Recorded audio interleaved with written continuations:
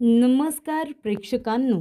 लग्नानंतर होईलच प्रेम या मालिकेच्या येणाऱ्या भागामध्ये जबरदस्त असा ट्विस्ट येणार आहे. तर प्रेक्षकांनो, गुरुजींनी इशारा देताच पार्थ आणि काव्याने 16 डिसेंबरचं सत्य सगळ्यांच्या समोर आणलं. फार्म हाऊसवरती जाऊन CCTV फुटेज मिळवत रम्या आणि वसूचं कारस्थान सगळ्यांच्या समोर आणलं.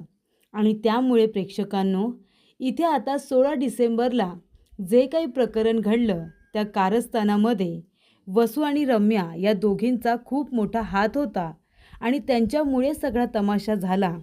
ही गोष्ट आता विक्रम आणि मानिनी यांच्या लक्षात आल्यानंतर लग्नातून त्या दोघांनी मिळून रम्या आणि वसू या दोघांनासुद्धा हकलून दिलेलं असतं. लग्न कार्यामधून या दोघींना बाहेर करण्यात आलेले असते, कारण मानिनी आणि विक्रम या दोघांना आपल्या मुलांची लग्न निर्विघ्नपणे पार पाडायची असतात. तर प्रेक्षकांनो, येणाऱ्या भागामध्ये कशा पद्धतीने या गोष्टी पुढे घडत जातात आपण सविस्तरपणे बघूया.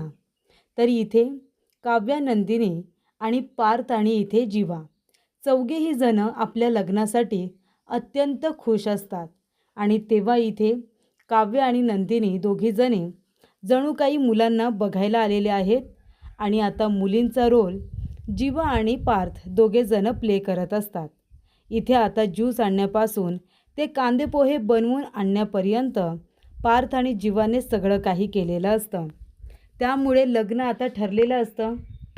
पुढे काय करायचं, तर आता लग्न जरी आपण 7 ते 8 माणसांमध्ये करणार आहोत, पण तरीसुद्धा लग्न हे व्यवस्थित आणि रीतिरिवाजाप्रमाणे झालं पाहिजे. त्यासाठी प्रेक्षकांनो, काव्याने सांगितलेलं असतं की आपण पत्रिका छापायच्या. म्हणजे इथे 2-4 तरी पत्रिका छापल्याच पाहिजे, कारण का मला माझं आणि माझ्या पारचं नाव एका पत्रिकेवरती हवं आहे. नंदिनीची सुद्धा तीच इच्छा असते. त्यामुळे पत्रिका छापल्या जाणार असतात. गुरुजींना बोलावलं पाहिजे. लग्नाचा मुहूर्त काढायला नको का? तेवढ्यातच गुरुजी हजर झालेले असतात. गुरुजी म्हणतात की माझं नाव घेतलं आणि गुरुजी इथे हजर आहेत. काव्या आणि पार्थ दोघेही घाबरलेले असतात आणि जीवा, नंदिनीसुद्धा. कारण जेव्हा जेव्हा गुरुजी एखादा संकेत देतात किंवा संकटाचं भाकीत करतात, तेव्हा तेव्हा संकटही आलेली आहेत. त्यामुळे आता आमची लग्न तरी निर्विघ्नपणे पार पडतील ना, असा प्रश्न उरलेला असतो. आणि त्यामुळे गुरुजी नेमकं काय बोलणार आहेत या भीतीनेच आता सगळेजण घाबरलेले असतात. गुरुजी येतात, त्यांचं छान आता पाहुणचार केला जातो. सगळेजण गुरुजींच्या पाया पडतात आणि मानिनी म्हणते की गुरुजी, तुम्ही सांगितल्याप्रमाणे आत्तापर्यंत सगळं घडलं, पण इथे आता माझ्या मुलांच्या आयुष्यामध्ये खूप मोठं संकट आलं, ते तुम्हाला पण माहिती आहे. पण आता इथे सगळं काही सुरळीत झालं आहे आणि माझ्या मुलांना पुन्हा इथे आपापल्या पार्टनरबरोबर लग्न करायचं आहे. तेव्हा लग्नामध्ये त्यांची मर्जी सामील नव्हती, पण आता त्यांना एकमेकांबरोबर आयुष्यभर राहायचं आहे आणि त्यामुळे त्यांना हे लग्न आता टिकवायचं तर आहेच, पण पुन्हा एकदा लग्न करायचं आहे. पण गुरुजी, आता तुम्ही प्लीज खरं खरं सांगा, या वेळेला माझ्या मुलांची लग्न निर्विघ्नपणे पार पडतील ना? तेव्हा गुरुजी म्हणतात की नक्कीच ह्या वेळेला निर्विघ्नपणे लग्न पार पडतील, पण तरीसुद्धा काळजी घ्यावी लागेल. तुम्हाला सगळ्यांना सतर्क राहावं लागेल. तेव्हा गुरुजी, आता कुणापासून धोका आहे तुम्ही सांगाल का?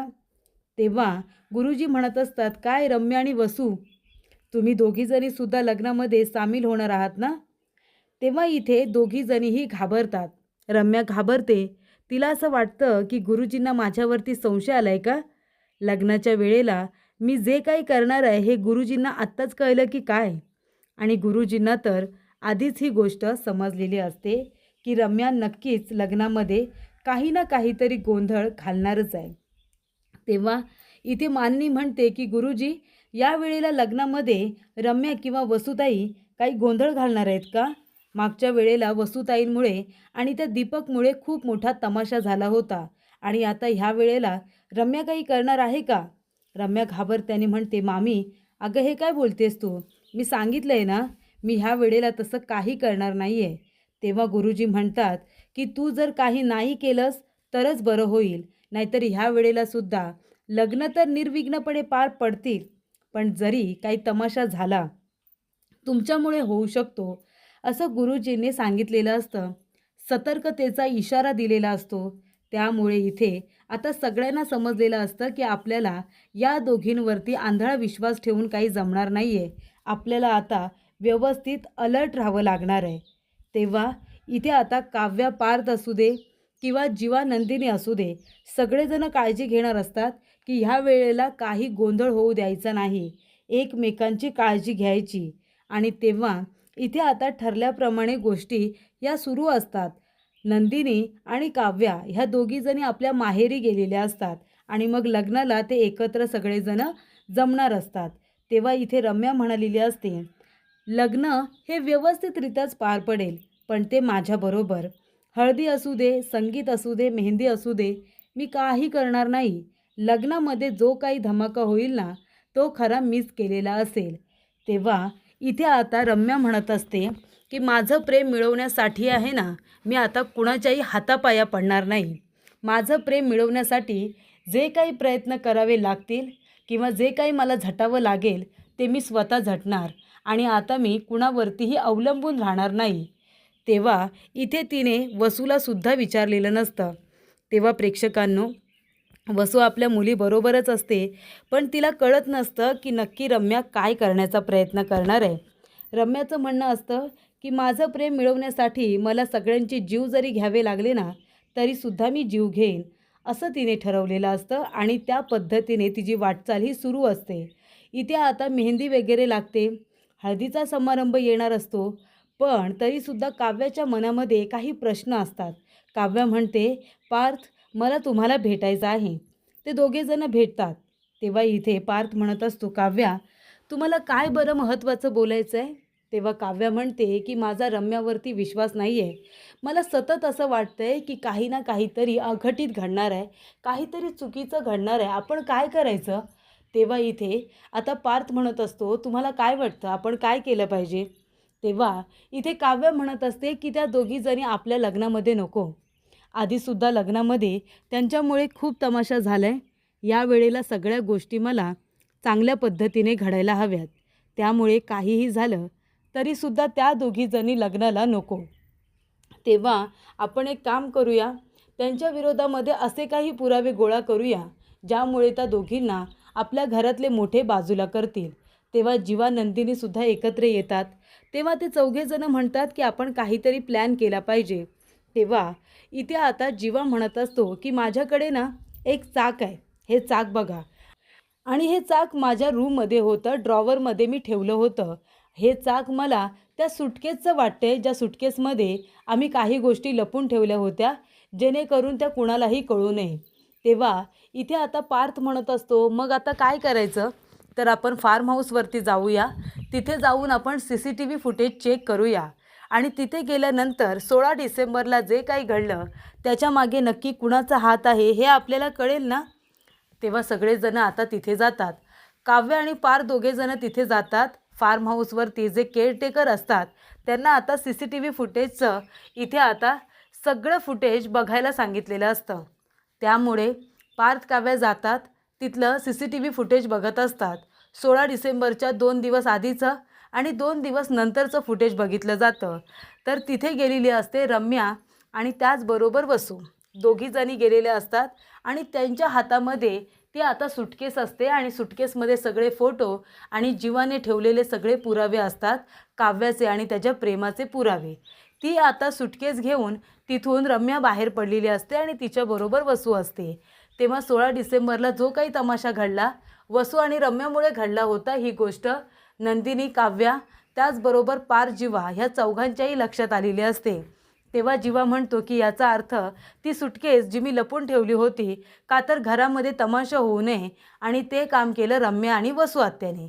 मग आता आपल्याला सगळ्यांच्या समोर त्यांचं हे कारस्थान आणावं लागेल, जेणेकरून आपल्याला आपली आत्ताची लग्न जर व्यवस्थितरित्या निर्विघ्नपणे पार पाडायची असतील ना, तर ते लोक आपल्या लग्नामध्ये नको. तेव्हा ते सगळेजण घरी येतात. जीवा आणि पार्थ आता रम्यावरती लक्ष ठेवून असतात. ती बॅग कुठे ठेवले त्याचा शोध लावला जातो. ती बॅग लपून ठेवण्यात आलेली असते आणि त्याच्यामध्ये सगळे फोटो वगैरे असतात. ते आता जीवा शोधून काढतो आणि ती बॅग सगळ्यांच्या समोर आणतो. CCTV फुटेजचं जे काही आता रेकॉर्डिंग आहे ते रम्याचं रेकॉर्डिंगसुद्धा आता आणलेलं असतं.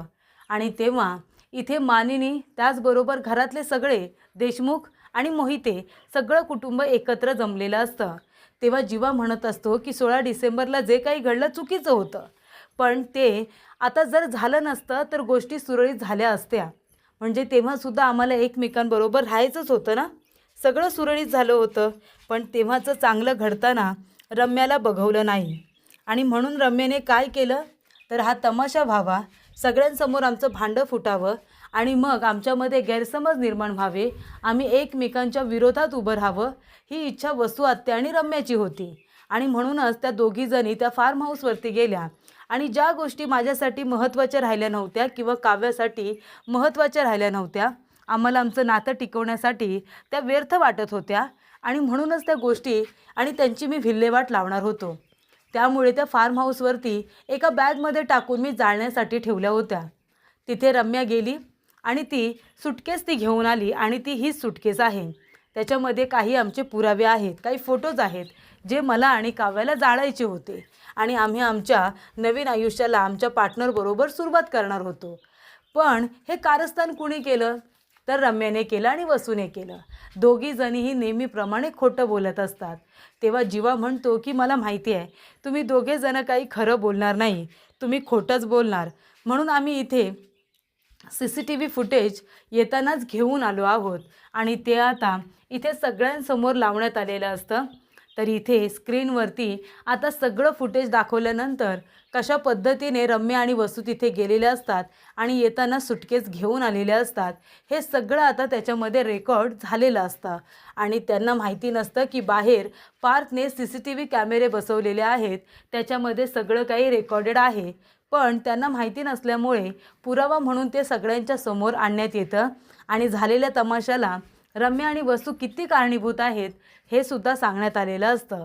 तेव्हा ते फुटेज बघितल्यानंतर रम्याला आता बोलण्यासाठी तोंड उरत नाही.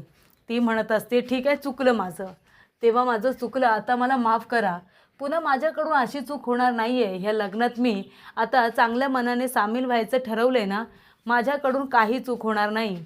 मानिनी म्हणते तुझ्याकडून चूक होणार नाही, पण आता माझ्याकडून खूप मोठी चूक होणार आहे आणि ती मी जाणून बुजून करणार आहे.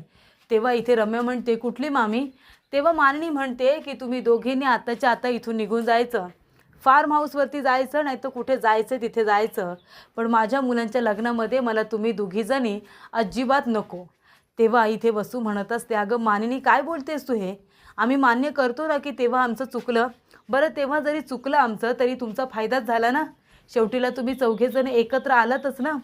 तेव्हा पार्थ म्हणतो की आमच्या पार्टनरने आम्हाला आमच्या प्रेमाची जाणीव करून दिली म्हणून, नाहीतर आम्ही जसे रागवलो, आम्ही जसा तुकडा पाडला तसं तेही आमच्यावरती रागवले असते आणि ते आमच्या आयुष्यातून निघून गेले असते तर कदाचित आज आम्ही एकमेकांची तोंडंसुद्धा बघितली नसती.